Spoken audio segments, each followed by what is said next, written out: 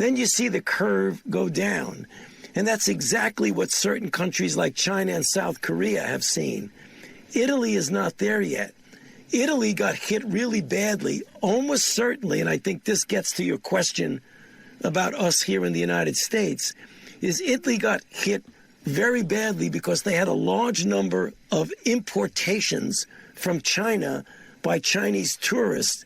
And before they even knew what was going on, there was enough baseline people spreading that it essentially got out of hand. And it became difficult for them, as good as they are, and they're very good, to be able to contain it in a way that is contact tracing, all that kind of thing. It was more mitigation. How do we deal with what we have?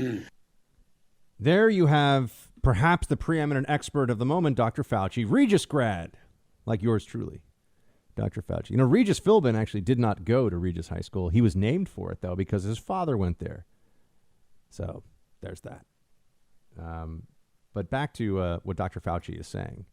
Dr. Fauci is telling everybody that the importation of Chinese tourists was what led, remember, the infection, SARS, MERS, other respiratory infections that actually have much higher, they do have really scary mortality rates, particularly I think it's SARS has a mortality rate that was terrifying, but it's such a bad disease that it's actually hard to spread. You only spread it when you have symptoms, and a large enough number of people tend to die from it that they're not able to spread it as easily. So that's a scary way to look at these things, right? But Dr. Fauci is saying that the importation of Chinese tourists into Italy is what led to the out-of-control nature of the outbreak there. And once again, we return to China was a problem. Now, I will say this, and I hope that I can just say this now for the record so that later on, if I get attacked by the psychopaths of either Media Matters or what's that Twitter account that tries to get people deplatformed? I can't remember what it's called. It's run by, true evil, vicious little lib sociopaths. When I'm talking about China being a problem, I am, for the record, talking about the Chinese Communist Party, not people who happen to be of Chinese descent, live in China, etc. I'm talking about the CCP. And I say that, China caused issues here. It is the authorities in China that I'm referring to. Just like when I say Iran is evil, I'm not saying the Iranian people are evil, quite the opposite. I have actually many Iranian friends, and I know that's always a thing people say, but it's really true. Iranians are a great people, wonderful culture, and they're actually natural. In many ways, the Iranian people are natural cultural allies of the West. It's the Iranian regime that is the enemy. Same thing is true in China. The Chinese Communist Party has shown us that they are a true, not just a competitive economic and espionage and down the line military risk for us. They are a pandemic risk because they will not do what is necessary. They will not shut down the wet markets. And there's also the Virology Institute that's 10 miles away from the first outbreaks, that the Virology Institute of Wuhan, which has lost viruses in the past. I have zero proof. I cannot, but it is a heck of a coincidence, right? I'm just saying it is a big coincidence, right? That's an honest take on it. But the importation of Chinese tourists is where the outbreaks can be traced to. And I wanted to note for all of you that while we're being told to listen to the experts, as though that's self-evident, who are the experts? What are they telling us to do? Do the experts all agree? What do the experts know about the next steps? Mark Levine, different name than somebody else who happens to do radio. Mark Levine, who is the chair of the New York City Council of Health, wrote, in powerful show of defiance of coronavirus. This was the first week of February. This is New York City is getting crushed by this right now. Okay. New York City is in very tough shape where I am. And I know I've been speaking to people in law enforcement, people in the health system here. I'm on the phone all the time talking to people. What's going on here? Our Council of Health chairman on the first week of February wrote the following on Twitter. Put it out there for everybody to see. In powerful show of defiance of coronavirus scare, huge crowds gathering in NYC's Chinatown for ceremony ahead of annual Lunar New Year parade. Chants of Be strong, Wuhan. If you are staying away, you are missing out. This is the mayor in Jaws saying we're going to be open for 4th of July weekend. This is stunning, right? This is the epicenter of this. This is somebody, all they do is look at public health issues and saying, come to a place where there's a maximum number of Chinese immigrants gathered to celebrate the Lunar New Year. Because there's a lot of travel during the Chinese Lunar New Year. A lot of millions and millions of people going to China, coming from China, saying, come and gather in Chinatown to chants of Wuhan strong, right as this virus is beginning to ravage China. And as we know, had already spread to the United States and elsewhere. And one of the ways it spread was by people from China coming here and to northern Italy. Why is New York City hit so badly? Along with northern Italy, we have a large Chinese population and a lot of flights back and forth to China. I went to China myself from New York City 12 months ago. Plane was full. Lots of travel going on, right? There's direct flights from JFK to Beijing and to Shanghai. So that's, I think, what you need to remember when everyone's yelling at you from the left. Listen to the experts. The experts in journalism were at first saying that this was overblown, not a big deal. They were wrong. And now they're saying that it's Fox News' fault, which is just despicable. If anything, I mean, Tucker Carlson has been one of the loudest, most prominent voices saying this is a big problem. This is a big problem. Pay attention. And you have people who are in the public health field who were telling you, we're giving you the worst. I mean, this is the worst advice for a New Yorker you could possibly have.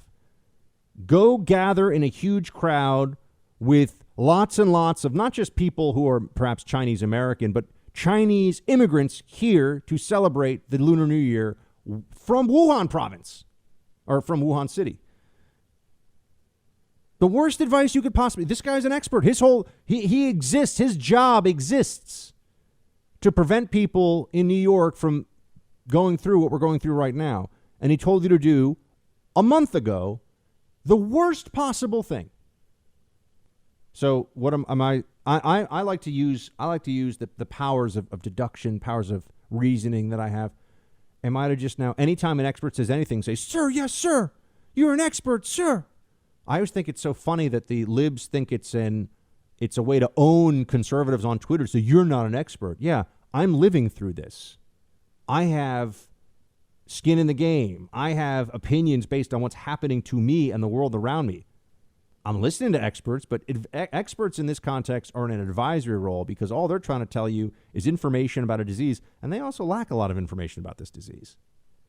They've really been, we've reached a point now where they kind of are just telling us, I'm going to say this, it's true, and it's true. They're telling us pretty much the same things every day now.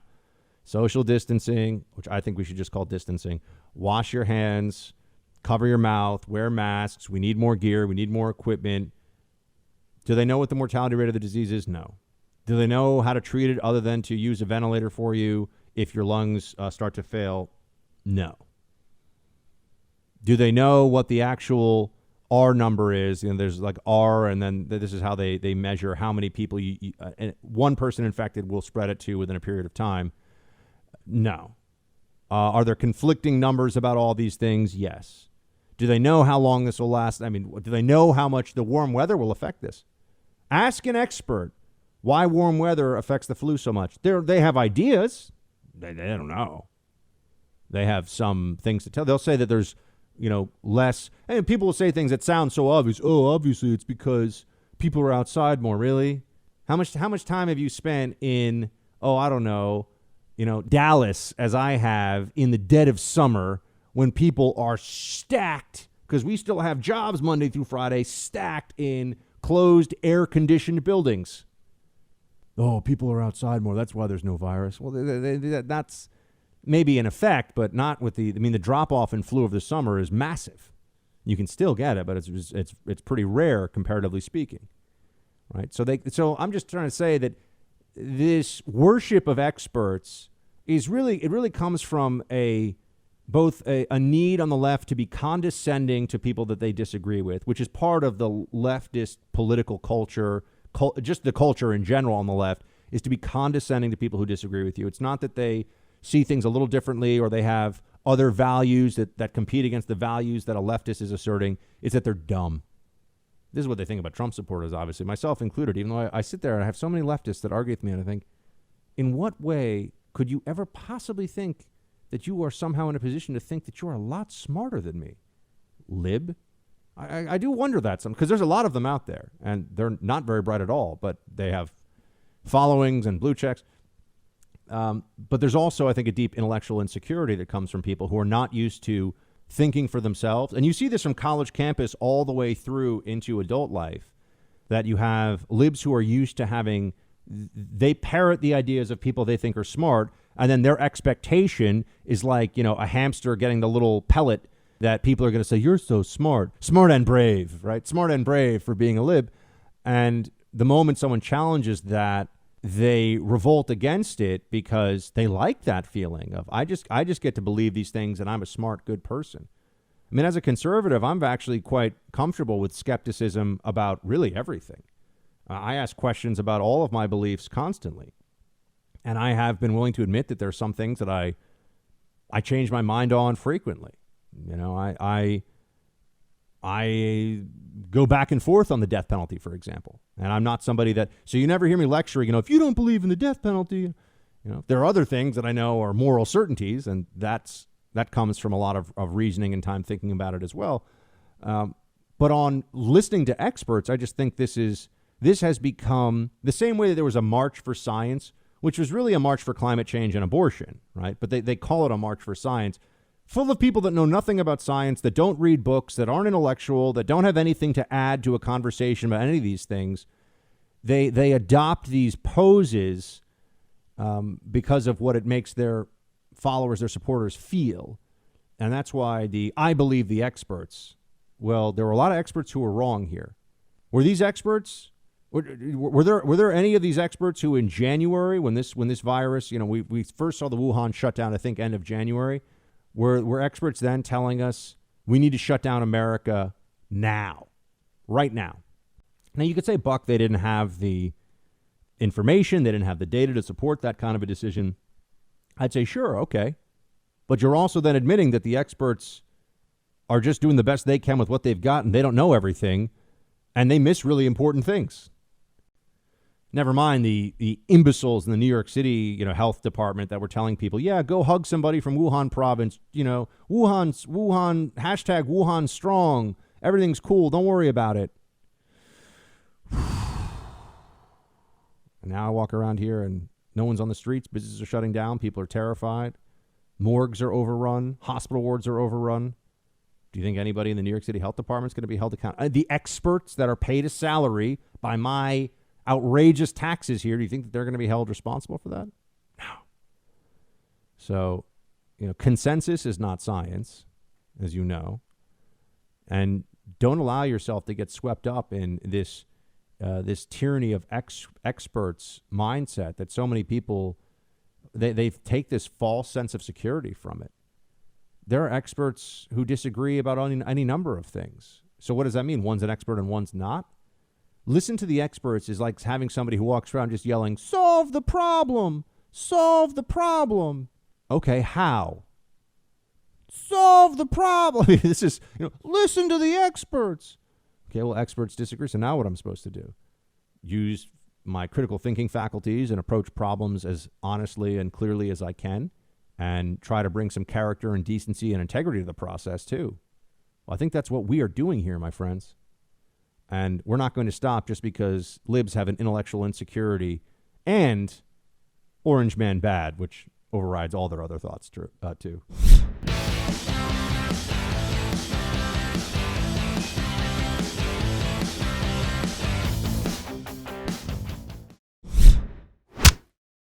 World Health Organization praising China for its transparency and leadership on their response to the pandemic? I can't comment on that because, I don't have any viewpoint into it. I don't even know what your question is. Can I follow up on that phone call, please? Welcome to the game.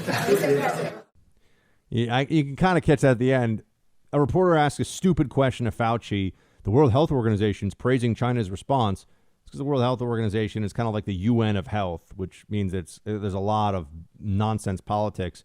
And they're asking Fauci. He's like, what? What are you even asking me? And then Trump comes out and says, welcome to the club, or welcome to the team. He's like, yeah, this is what they do.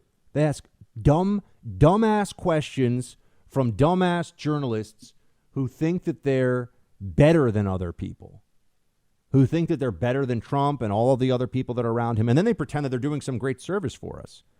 What do you think of what Dr. Fauci's now supposed to get into some political spat with China? He's supposed to get into some kind of a fight with their government. He's worried about us. He's worried about what's going on here.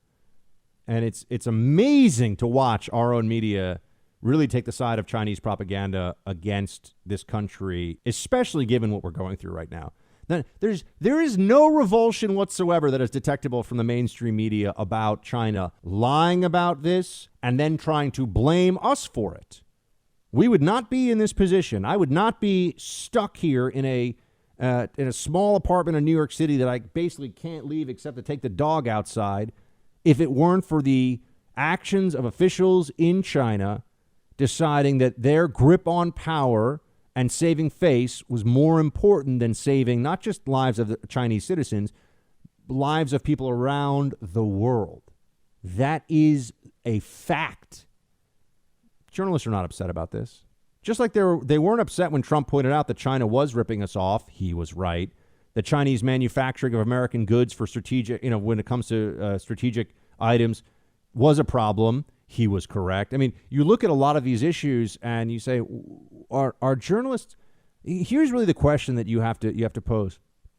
Do American journalists believe that their work ultimately should be patriotic? Or do they really believe that their work should be whatever is of immediate career benefit to them and supports their worldview, which tends to be overwhelmingly negative about this country and its actions? Do journalists think that they have an obligation to patriotism in this country? I think the answer for most of them is no, they don't. They might say that they are patriots or they have patriotism, but do they have an obligation to put patriotism above their own political bias? Do they have an obligation to elevate the United States above its rivals because they understand that America is a better country, a more moral, ethical, humane country than China and the Chinese Communist Party? I really want to know what the answer. I have my sense of the answer, but I'd be very curious to ask journalists this. In a contest between America and China, do our journalists side with America? No. They think they side with what they view as the truth.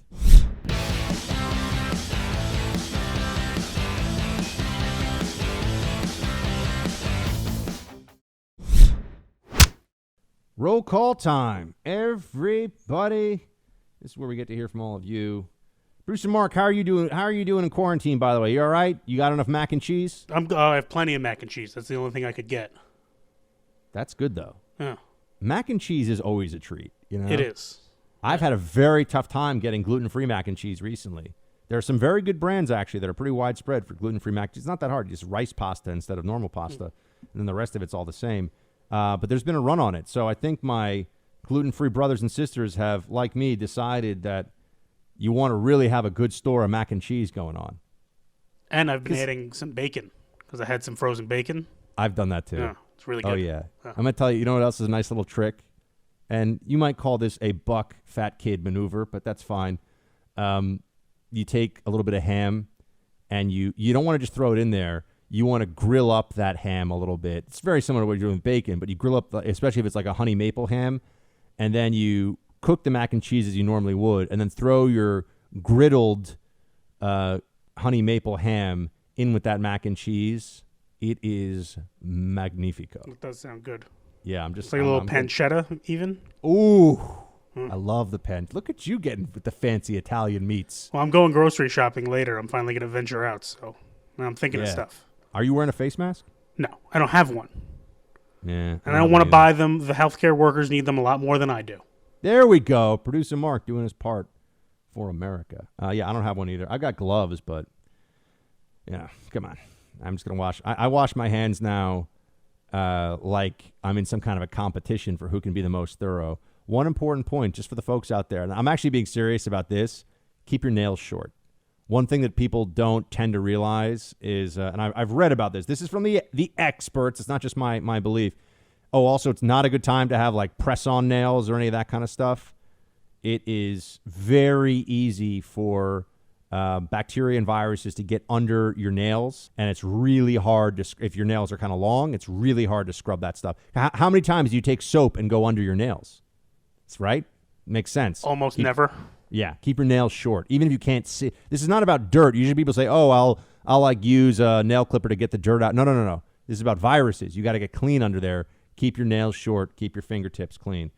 All right, Facebook.com/ Oh, well, I'll come back to this. I got a question for producer Mark's viewing habits in a second. We got Katie up who writes, Facebook.com/ Buck Sexton's how you write in. And we're getting a lot of message from you guys. I read them at night now. It's like very comforting for me to be able to hear from all of you across the country, especially because, like I said, I'm in the middle of ground zero. This is the worst. I'm in the worst hit place in the United States, which right now feels like the worst hit place other than Italy in the whole world for this virus. So hearing from all of you across the country is very, very appreciated. And I mean that from the bottom of my heart. I really do. Katie, hey, Buck, I totally agree with you. When they said flatten the curve, I knew it would widen the curve. While this plan might keep facilities from being too crowded, it never guaranteed that people would not get the virus eventually. I never understood the long-term goal or plan.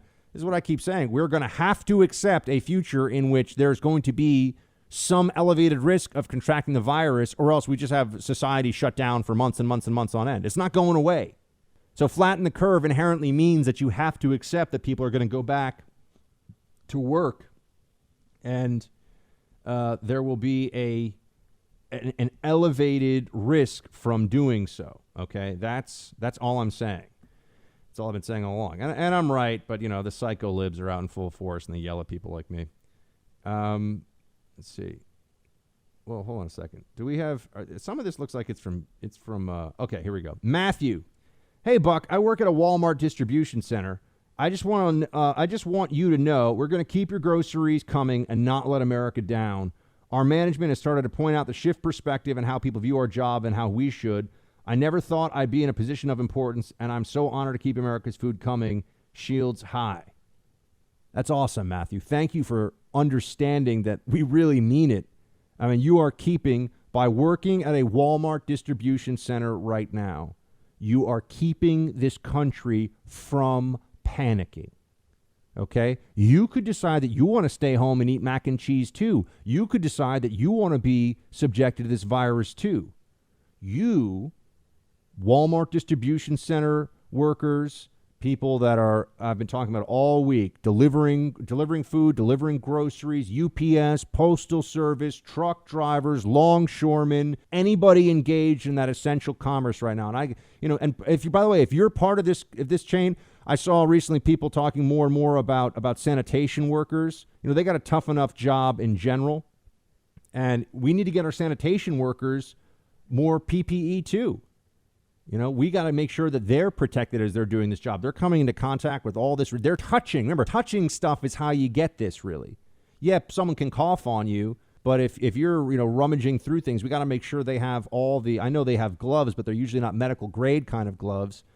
And we got to make sure that sanitation workers are protected. I mean, there are a lot of people who are still out there doing what they can. And, Matthew, God bless you, man. And it is absolutely true. And everybody that I know who I talk to about this feels the same way. Those of you who are still out there, who are not in self-quarantine, who are doing essential jobs right now, you are keeping this country from falling apart. And you are in that unique position now where you get to keep your shield high for all the rest of us. Andrew, shields high. I was on vacation last week. Horrible week to choose in hindsight. And at your recommendation, my wife and I decided to give Parks and Recs a try. We skipped season 1. That's the right move. Just skip season 1. It's not good. And in 2 days, we binged 3 seasons of the show. It was so good, my wife told me she got me 2 T-shirts with Ron Swanson's face in quotes. It is literally the funniest show ever. Thank you for mentioning it like you do. Any thoughts on the show Superstore? That might be our next binge. Andrew, that's a great idea. I mean, we got a lot of tech challenges. I mean, producer Mark right now is like, he's going to have to turn into an octopus with like hands for 8 different things. And I'm doing 4 hours of radio a day. I guess it wouldn't be hands, right? It would be tentacles, whatever an octopus has. I think they're tentacles, yeah. Yeah, tentacle. If it was hands, that would be quite a scientific discovery, actually. Actually, yeah. You know what I mean? But we're doing a lot here. I am going to get a Shields High podcast going. I'm going to start it this weekend. So it's going to be the Siege of Malta, which you guys have heard me talk about before, but I'll do a good version of it. So give you guys something to listen to on break. And I shouldn't say on break, on quarantine. Sorry, you're talking about vacation. We're in quarantine here. And Ron Swanson, for this audience, if you've never seen the show Parks and Rec, I'd be willing to bet a lot of you that have not seen the show, if you are listening to this radio show or this podcast, you haven't seen Parks and Rec, I would wager that a lot of you would decide that Ron Swanson is your favorite TV character of all time. All time. What do you think, Producer Mark? Fair prediction? I have not watched Parks and Rec.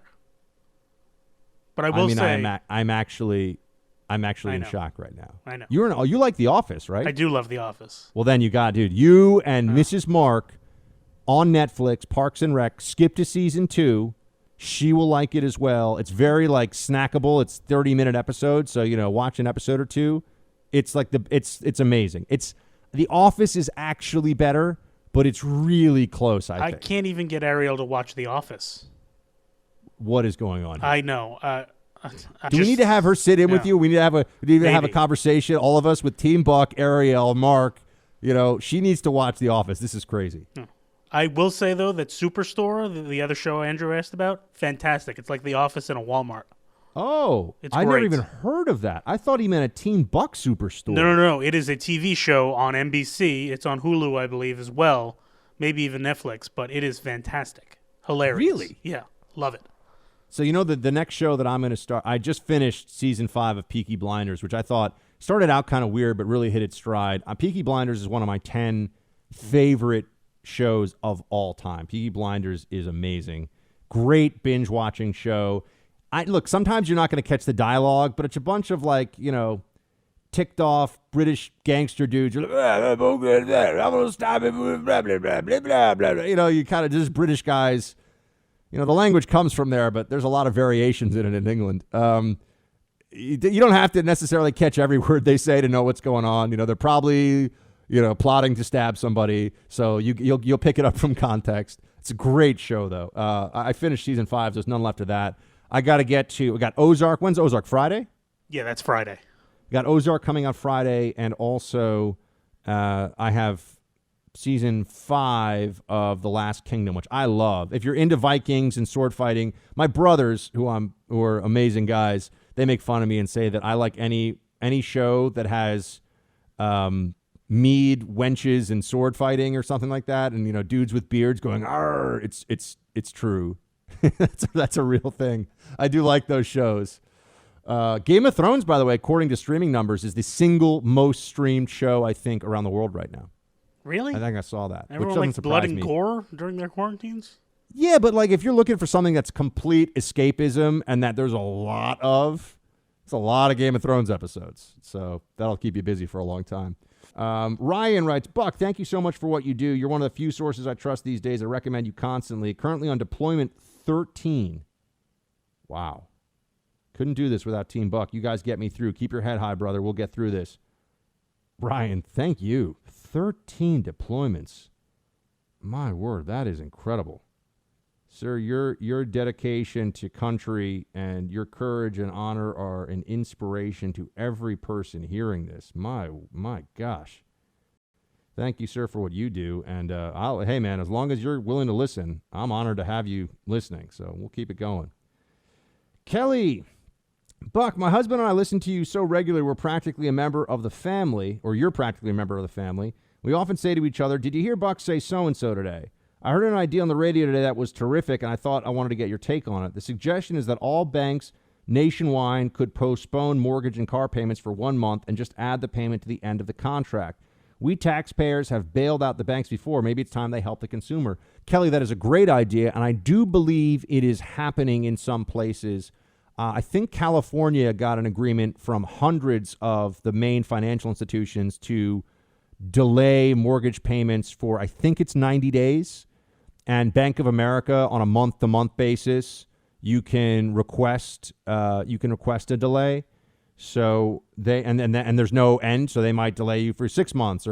And this is what we need. I mean, we need people to not feel like they're going under, because look, a lot of bills and the economy is all about, are you responsible? Do you pay your obligations? Do you make good decisions with the money you have? If you don't have money right now for groceries or rent or anything else that's, you need, medical, prescriptions or anything like that, if you don't have that money, we all understand it is in no way your fault. It is in no way decisions that you have made, assuming you lost your job because of coronavirus, or assuming your business has dried up, or any of these things that are happening. So that needs to be reflected in the way the economy goes forward while this is happening.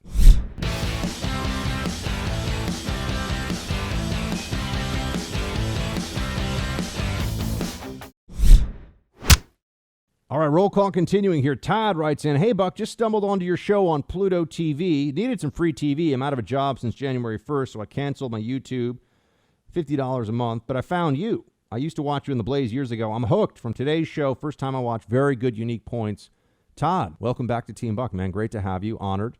Sorry to hear that you are in between gigs right now, but hey, my friend, millions and millions and millions of your fellow Americans are right now, so you are certainly not alone. And just keep your shield high. You'll get back on your feet. Keep doing the right things. Make good decisions. Take care of those around you. Pray. Get enough sleep. You'll be good. Aaron. "Hey, Buck, do you get the feeling that someone on the Trump team listens to your show?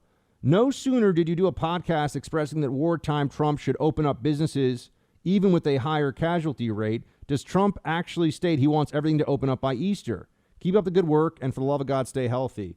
Thank you so much, Aaron. I do know that a number, now it's tough to say if they listen every day.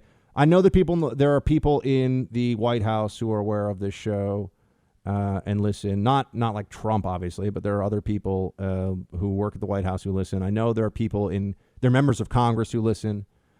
I'm trying to think if there have been senators who have been dipping in and out of Team Buck for a while. So the answer is I don't know how far and wide some of the thoughts on this show will spread, but yes, I was willing to. I was part of the group of conservatives who were saying we're going to have to get ready for things to shift toward activity and talk about additional risk that will pose because we need to get the economy going. I was part of that, and man, we got attacked by the left, but it's true, and we're right. So being right and saying things that are true is more important than having crazy libs like you. Also, some of the biggest conservative websites in the country, I know I won't name names here, but some of the biggest conservative websites in the country have people who listen to this show on 1.5 times speed and just pick out different things and, pick out stories and stuff. Not meaning that they go to me for stories, but takes on stories, and which is great. Look, I'm happy to help the movement in every way that I can. And since now the podcast goes up every day by about 3 Eastern, it means that people can all listen in drive time.